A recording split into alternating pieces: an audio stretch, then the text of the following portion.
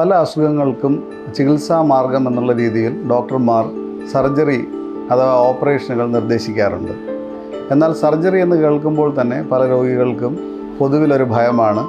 പല രോഗികളും അത് കാരണം സർജറിയോ ഓപ്പറേഷനുകളോ ചെയ്യുന്നതിൽ വിമുഖത കാണിക്കുകയും അവർ അത് മാറ്റിവെക്കുകയും ചെയ്യുന്നു.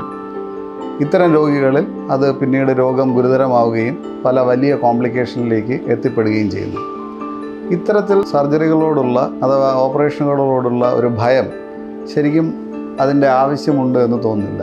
ഇന്നത്തെ കാലത്ത് ടെക്നോളജി വളരെയധികം പുരോഗമിച്ചിരിക്കുകയാണ്. അപ്പം പുതിയ നൂതന മാർഗങ്ങളിലൂടെയാണ് ഇന്ന് പല സർജറികളും ചെയ്യുന്നത്. സർജറിയെക്കുറിച്ചുള്ള ഏറ്റവും വലിയ ഭയം സർജറി ചെയ്യുമ്പോഴോ സർജറിക്ക് ശേഷമോ ഉള്ള വേദനയെക്കുറിച്ചാണ്. ഇന്ന് പല സർജറികളും എല്ലാ സർജറികളും ഒരുപക്ഷെ അനസ്തീഷ്യയിലാണ് നമ്മൾ ചെയ്യുന്നത്. അതിന് general anaesthesia, regional anaesthesia, spinal anaesthesia, epidural analgesia തുടങ്ങിയ പലതരത്തിലുള്ള അനസ്തീഷ്യ മാർഗങ്ങളിൽ വേദനരഹിതമായിട്ടാണ് ഇന്ന് മിക്കവാറും എല്ലാ ഓപ്പറേഷനുകളും ചെയ്യുന്നത്. ഓപ്പറേഷന് ശേഷം പോലും രോഗികൾക്ക് വേദന അനുഭവപ്പെടാതിരിക്കാനായി വലിയ ഓപ്പറേഷനുകളിൽ വേദന അറിയാതിരിക്കാനുള്ള എപ്പിഡ്യൂറൽ അനാൽജീസിയ അല്ലെങ്കിൽ പേഷ്യൻ്റ് കൺട്രോൾഡ് അനാൽജീസിയ അല്ലെങ്കിൽ പെയിനിന് വേണ്ടിയിട്ടുള്ള പെയിൻ പാച്ചസ് തുടങ്ങിയവയെല്ലാം ഇന്ന് അവൈലബിളാണ്. അതുകൊണ്ട് പോസ്റ്റ് ഓപ്പറേറ്റീവ് പീരീഡിലും കഴിവതും രോഗികൾക്ക് വേദന അനുഭവപ്പെടാതിരിക്കാനാണ് ഇന്നത്തെ ഡോക്ടർമാർ ശ്രദ്ധിക്കാറുള്ളത്. മറ്റൊരു ഭയം എന്ന് പറയുന്നത് ഓപ്പറേഷന് സമയത്തുണ്ടാകുന്ന ബ്ലീഡിങ് അല്ലെങ്കിൽ മറ്റ് കോംപ്ലിക്കേഷനുകളെക്കുറിച്ചാണ്. അപ്പോൾ ഇത്തരം പ്രശ്നങ്ങൾ ബ്ലീഡിങ് പോലെയുള്ള പ്രശ്നങ്ങൾ പരിഹരിക്കുന്നതിന് ഒരുപാട് ടെക്നോളജി ഇന്ന് അവൈലബിളാണ്.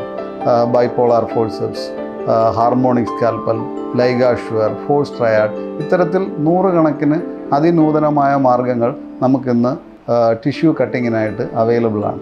അപ്പോൾ ഇത്തരം ടെക്നോളജി ഉപയോഗിക്കുന്നതിലൂടെ ഇൻട്രാ ഓപ്പറേറ്റീവ് ബ്ലീഡിങ്ങും പോസ്റ്റ് ഓപ്പറേറ്റീവ് ബ്ലീഡിങ്ങിനുമുള്ള റിസ്ക് വളരെയധികം കുറയ്ക്കുന്നുണ്ട്. അത് മാത്രമല്ല, സർജറിയിലൂടെ കടന്നു പോകുമ്പോഴുള്ള ഒരു ഫിസിയോളജിക്കൽ സ്ട്രെസ് റെസ്പോൺസും അതിൻ്റെ ബാക്കിയുള്ള പ്രോബ്ലംസും കുറയ്ക്കുന്നതിനായി മിനിമലി ഇൻവേസീവ് സർജറി ഇന്ന് വളരെ സാർവത്രികമായി നമ്മൾ നടപ്പിലാക്കുന്നുണ്ട്. അപ്പോൾ അതായത് വയറിലുള്ള സർജറികൾക്ക് വലിയ ഇൻസിഷനുകൾ ഒഴിവാക്കി ലാപ്രോസ്കോപ്പിക് സർജറി, റോബോട്ടിക് സർജറി അല്ലെങ്കിൽ മറ്റ് ഇൻ്റർവെൻഷൻസ് തുടങ്ങിയവയെല്ലാം ഇന്ന് അവൈലബിളാണ്. അപ്പോൾ ഇത്തരം മാർഗങ്ങൾ ടെക്നോളജിയുടെ കൂടെ ചേരുമ്പോൾ രോഗികൾക്ക് വളരെ ബുദ്ധിമുട്ടില്ലാതെ തന്നെ അവരെ രോഗം ഭേദമാക്കുന്നതിനുള്ള മാർഗങ്ങൾ ഇന്ന് അവൈലബിളാണ്.